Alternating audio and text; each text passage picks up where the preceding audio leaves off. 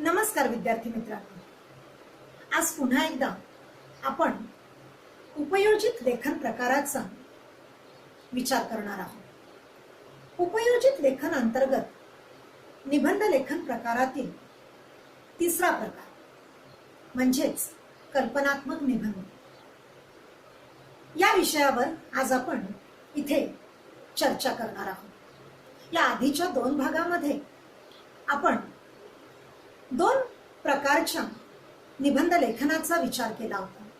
एक म्हणजे वर्णनात्मक निबंध आणि दुसरा आत्मवृत्त किंवा आत्मकथनात्मक निबंध। आज आपण इथे तिसऱ्या भागात कल्पनात्मक निबंधाचा विचार करत आहोत। या निबंध प्रकारात कल्पनेला नावाप्रमाणेच भरपूर वाव मिळतो। कल्पनात्मक निबंध ना म्हणजेच कल्पनेला मोठ्या प्रमाणामध्ये वाव दिला जातो। ज्या गोष्टी सत्यात घडत नाहीत किंवा ज्या गोष्टींचा आपण अनुभव घेऊ शकत नाही त्या गोष्टी कल्पनेने अनुभवणे किंवा कल्पनेने अनुभवून आपल्या स्वतःच्या शब्दात त्या मांडण्याचा माणूस प्रयत्न करीत असतो। या प्रकारचा म्हणजेच कल्पनात्मक निबंध लिहित असताना कल्पनेच्या उत्तुंग भराऱ्या माराव्यात, पण त्या मारत असताना अतिशयोक्ती होणार नाही याची आपण किंवा लिहिणाऱ्या व्यक्तीने काळजी घेणं अत्यंत महत्त्वाचं असतं। म्हणजेच मला काय म्हणायचं आहे तर आपण ज्या कल्पना करतो किंवा तुम्ही ज्या कल्पना करणार आहात त्या अवास्तव असता कामा नये किंवा अवास्तव होणार नाही याची सर्वप्रथम तुम्ही विद्यार्थ्यांनी काळजी घेतली पाहिजे। हा निबंध लिहित असताना किंवा या निबंधाची सुरुवात करताना तुम्ही आपल्या रोजच्या दैनंदिन जीवनातील प्रसंगातून करू शकता। अशी सुरुवात केलीत की तुम्ही लिहिलेला निबंध जो आहे तो निबंध चांगला होतो किंवा तो निबंध चांगल्या प्रकारे तुम्हाला वाचकासमोर मांडता येतो। अशा वेगवेगळ्या कल्पना करून जर तुम्ही निबंध मांडण्याचा किंवा या कल्पना निबंधातून मांडण्याचा प्रयत्न केला तर तो निबंध आकर्षक तर होतोच होतो, पण या कल्पना करत असताना या कल्पना एका सूत्रात एका बंधात गुंफल्या गेल्या पाहिजेत आणि जर त्या एका बंधात गुंफल्या गेल्या तर तो निबंध नक्कीच आकर्षक ठरतो, रंजक वाटायला लागतो। आणि जर तसं काही झालं नाही तर नक्कीच वाचकाच्या मनाला तो निबंध भिडत नाही। म्हणजेच वाचक त्याचं वाचन फक्त वरवरचं करतो। कल्पना जरी असल्या तरीही त्या कल्पना खरोखरच समोर घडत आहेत असं वाचकाला वाटणं इथे अपेक्षित आहे।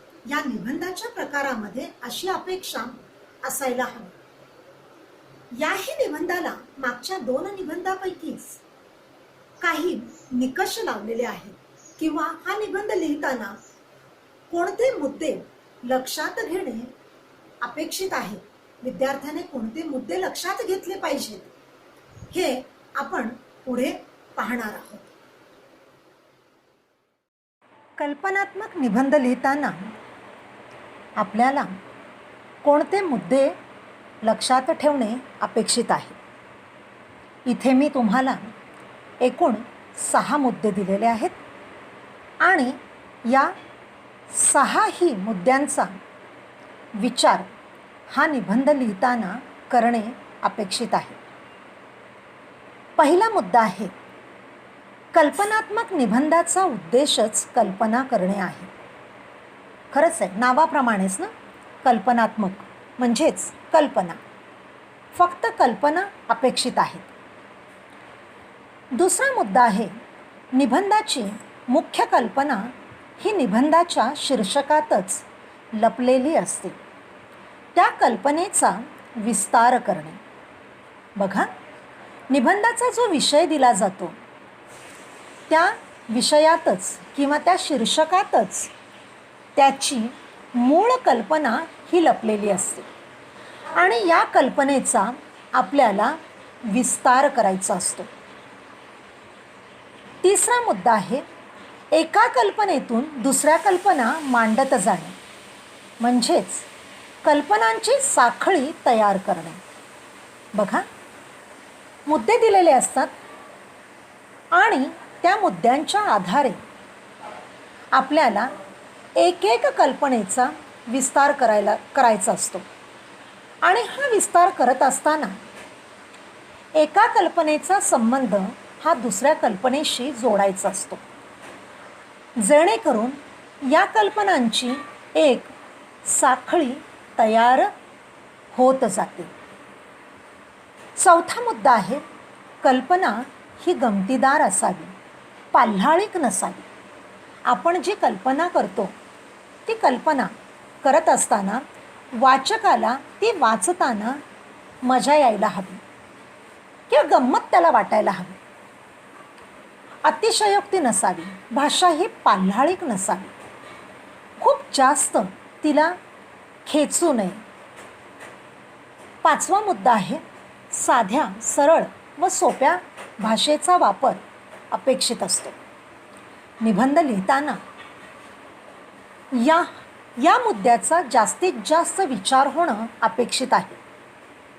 आपण अलंकारिक भाषेचा वापर करतो निबंध लिहिताना, पण अलंकारिक भाषेचा वापर करत असतानाही शक्यतो छोटी छोटी वाक्य आणि अतिशय साधी, सोपी आणि सरळ भाषा जर असेल ना, तर त्या निबंधाचा आकर्षकपणा हा वाढण्यास जास्तीत जास्त मदत होते.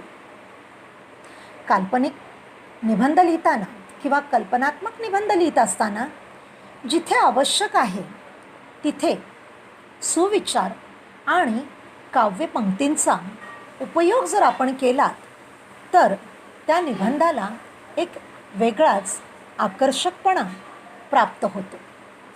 बघा, या निबंध प्रकाराचा एक विषय मी तुमच्यापुढे मांडलेला आहे किंवा मी लिहिण्याचा प्रयत्न केलेला आहे.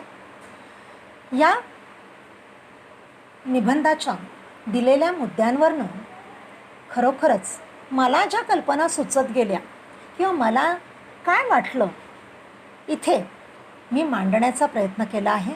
बघा, ऐका, वाचा, तुम्हालाही यातून खरोखरच आनंद मिळतो का किंवा काही गमतीदार हा निबंध मी म्हटल्याप्रमाणे वाटतोय का याचा एक आढावा घ्या. इथे मी विषय घेतलेला आहे रंग नसते तर. खरंच आहे, किती भन्नाट कल्पना आहे ना, रंग. आणि हेच जर या सृष्टीमध्ये मनुष्याच्या जीवनात नसते तर काय झालं असतं. बघा ना, निबंध वाचण्याआधी शीर्षकाबरोबरच तुमच्याही मनामध्ये अनेक कल्पना यायला सुरुवात झाली असेल. तुम्हीही कुठेतरी स्वतःला विचारांमध्ये गुंतवून घेतले असाल किंवा तुमच्याही मनामध्ये अनेक विचार यायला सुरुवात झाली असेल. तुम्हीही कल्पनांच्या कुठेतरी दुनियेमध्ये स्वतःला हरवून घेतला असाल. या निबंधाचे मुद्दे आहेत, रंग नसते तर विचार कसा आला. निसर्गाने बहाल केलेल्या रंगांचा नजराणा, रंगांचे मानवी आयुष्यात महत्त्व. निसर्गात जर केवळ दोनच रंग असते तर, एक काळा व एक पांढरा. भयानक विचार, कल्पनाच नको किंवा कल्पनाच न केलेली बरे. बघा, हे सगळे या निबंधाचे मुद्दे होते. आता या मुद्द्यांचा मी विस्तार कशा पद्धतीने केलेला आहे हे पुढे आपण ऐकूया. बघा, वार्षिक परीक्षा संपली आणि मी उन्हाळ्याच्या सुट्टीत गावी गेले. गावी सकाळी जाग येते ती कोकिळेच्या कुहूकुहूने किंवा मग एखाद्या मंदिरातल्या भोपाळीने. ती आल्हाददायक सकाळ मनाला एक वेगळाच आनंद देत असते. त्या रम्य वातावरणाचा अनुभव घ्यायचा असे ठरवून मी बाहेर पडलो. निसर्ग विविध रंगांच्या छटांनी उजळून निघाला होता. पूर्वेकडून उगवणाऱ्या सूर्याने तर कमालच केली होती. निसर्गातील लाल, पिवळ्या व नारिंगी रंगाने फुललेला गुलमोहर, सोनेरी पिवळ्या रंगाने फुललेला बहावा, पांगाऱ्याचा तो लालबुंद रंग, आंब्याचा हिरवा कच्च रंग, एवढेच नव्हे तर मोगरा, जाईजुई, चाफा वगैरे फुलझाडांना व इतर झाडांना पाहून क्षणभर वाटलं की खरोखरच शेकडो रंगांच्या या छटांना पाहिल्यावर मनाला एक वेगळाच तजेला प्राप्त होतो. उन्हाळ्याची सुट्टी म्हणजे ऐन वैशाखातलं ऊन. या वैशाखातील उन्हाने रंगाची काहिली होत असते. पण मग असा निसर्ग पाहिल्यावर मात्र सगळ्याचा विसर पडतो. वाटते निसर्गाने जणू हे वैभव माणसाला बहाल केले आहे. त्याच क्षणी मनात विचार आला की जर हे रंग मानवाच्या जीवनात भरले नसते तर, किंवा रंगच नसते तर. आणि इथेच हा विचार माझ्या मनामध्ये आला, रंग नसते तर. आता रंग नसते तर नेमकं काय झालं असतं? तर बघा, पुढच्या परिच्छेदामध्ये मी सांगते, जीवन बेरंग झाले असते. हेच बघा ना, आपण रोजच्या जीवनात रंगांच्या दुनियेत लोळत असतो. आपल्या कपड्यांचे विविध रंग, जेवणाच्या ताटातील विविध रंगांचे पदार्थ, घराबाहेर किंवा मंडईत गेल्यावर तिथे जणू काही रंगांचे संमेलन भरले आहे असे वाटू लागते. जर हे रंगच नसते तर जीवन किती रंगहीन झाले असते, नाही का? निसर्गाची केवढी मोठी किमया आहे ना. म्हणूनच त्याला आपण चित्रकार म्हणतो. त्याने अनेक रंगांची मुक्त उधळण करून माणसाला रंगीन जीवन बहाल केले आहे. हे रंग नसते तर रंगांची उधळण करणारे होळी, रंगपंचमी, नवरात्र, दिवाळी सारखे सण नसते. या सणांना आपण जो रंगीत पेहराव करतो तो देखील नसता. मग कसे असते जीवन? खरंच आहे की रंग नसते तर, की हा निसर्गाने आपल्याला रंगांचा नजराना जो बहाल केलेला आहे, किंवा रंगांचं मानवाच्या आयुष्यामध्ये असलेलं महत्त्व जे आहे, या महत्त्वाचं किंवा या असलेल्या महत्त्वाचा विचार करताना मनामध्ये खरोखरच असे अनेक प्रश्न येतात आणि यायलाच हवेत. खरोखरच जर असं घडलंच नसतं किंवा जर हे रंग नसतेच तर मानवाचं जीवन हे कसं असतं? तर खरंच विविध रंग नसते तर सृष्टीत केवळ दोनच रंग असते. एक म्हणजे काळा आणि दुसरा तो पांढरा. कल्पना करा काय झाले असते. प्रथम माझ्या मनात विचार आला तो माझ्या कपड्यांचा आणि जेवणाच्या ताटाचा. मी विचार करू लागले की जेवणाच्या ताटात मला विविध रंगांची मेजवानी मिळणार नाही. त्याऐवजी खरंच काळा भात, काळी भाजी, काळी चपाती, एवढेच काय, जेवणाचे ताट काळे व पाण्याचा ग्लास देखील काळाच, त्यातील पाणी देखील काळेच. या पलीकडे जाऊन मी विचार केला की निसर्ग देखील काळाच असता. येथील डोंगर, नद्या, आभाळ हे देखील काळेच. बापरे, मग सूर्याच्या प्रकाशाचे काय, तो देखील काळाच की काय? अशा या काळोखात जर दिवा पेटवलात तर त्याचा प्रकाशही मग काळाच की काय? क्षणभर विचार करून मनात भीती दाटून आली, भीती वाटू लागली. विचाराने अंगावर शहारे आले. असे झालेच तर जगण्यातील मज्जाच निघून जाईल नाही का? जगणे अशक्य होऊन जाईल. मग मनात काळ्या रंगाऐवजी पांढऱ्या रंगाचा विचार आला की कदाचित असं वाटलं की काळ्या रंगाचा मी विचार केला म्हणून मला भीती वाटली असावी किंवा माझ्या अंगावर शहारे आले असावेत. मग चला, काळा नाही तर पांढरा रंग जर असता, केवळ आणि केवळ जर पांढराच रंग असता तर काय झालं असतं? तर मनात विचार आला, पण तेही जीवन काही यापेक्षा नक्कीच वेगळं नसतं. आणि त्या क्षणी वाटले की या रंगांमुळेच तर माणसाच्या आयुष्याला खरा अर्थ आहे. रंग नसते तर जीवन किती रंगहीन असते. जेवणात जसं मिठाला महत्त्व आहे तसंच माणसाच्या आयुष्यात रंगांनाही एक अनन्यसाधारण महत्त्व आहे. पाण्याशिवाय जीवन नाही, तसंच रंगांशिवाय माणूस नाही असं म्हटलं तर काही वावगे ठरणार नाही.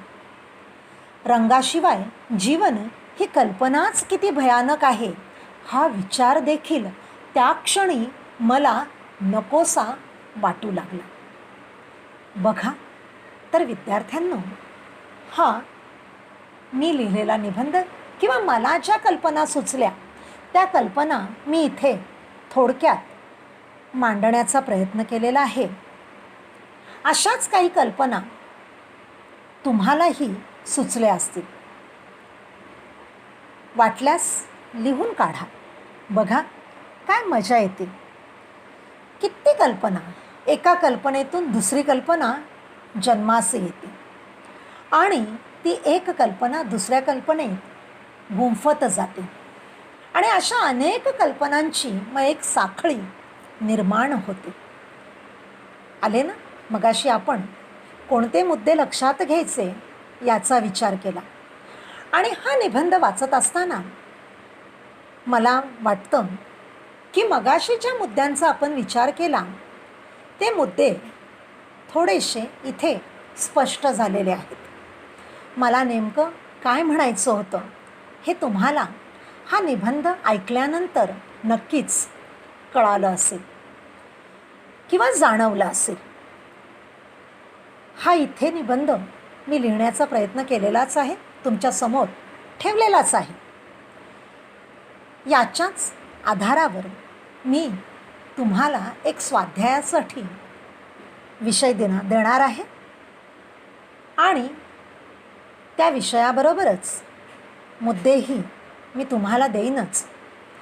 त्या मुद्द्यांचा विचार करून, कल्पना करून तुम्ही तो निबंध स्वतःच्या शब्दांमध्ये किंवा स्वतःच्या कल्पनेने रंगवण्याचा प्रयत्न करायचा आहे. कसा रंजक होईल याचा तुम्ही विचार करणार आहात आणि तो जास्तीत जास्त रंजक करून वाचकालाही कसा गमतीदार वाटेल याचा प्रयत्न तुमच्याकडून तुम्ही करण्याचा प्रयत्न करा. निबंधाचा विषय आहे मला पंख असते तर. बघा, पक्षी पाहिल्यानंतर खरोखरच आपल्याला त्यांच्या स्वच्छंदीपणाचं नवल वाटतं, हो ना? आणि त्या पक्ष्यांना पाहिल्यानंतर त्या स्वच्छंदी पक्ष्यांना त्यांचं स्वच्छंदी जीवन पाहिल्यानंतर आपल्याला आपल्या बंदिस्त जीवनाचा कंटाळा येतो किंवा नकोसं वाटतं. आणि त्या क्षणी कधीतरी मनामध्ये हा विचार येतो की खरंच आपल्यालाही पंख असते तर, किंवा बाहेरच्या दैनंदिन जीवनामध्ये अनेक असे प्रसंग, अनेक अशा घटना घडत असतात, जेणेकरून असे विचार त्या क्षणी मनामध्ये येऊ लागतात. आणि त्याचाच आधार घेऊन हा एक असा विषय मी तुमच्यासमोर मांडलेला आहे, मला पंख असते तर. या निबंधाचे मुद्दे आहेत: पंख लाभले तर. खूप प्रवास कराल. तुम्हाला जर पंख खरंच लाभले तर तुम्ही खूप प्रवास कराल. पुढचा मुद्दा आहे प्रेक्षणीय स्थळे, की अनेक अशा ह्या प्रेक्षणीय स्थळांना तुम्ही भेटी द्याल. अडलेल्यांना मदत कराल. रस्त्यावरील वाहनांची कोंडी टाळण्यासाठी आकाशमार्गे प्रवास कराल. हा प्रवास करत असताना अनेक पक्ष्यांशी तुमची मैत्री होईल आणि मग तुम्हाला यातून मिळालेला आनंद तुम्ही या निबंधातून मांडण्याचा प्रयत्न नक्कीच करा.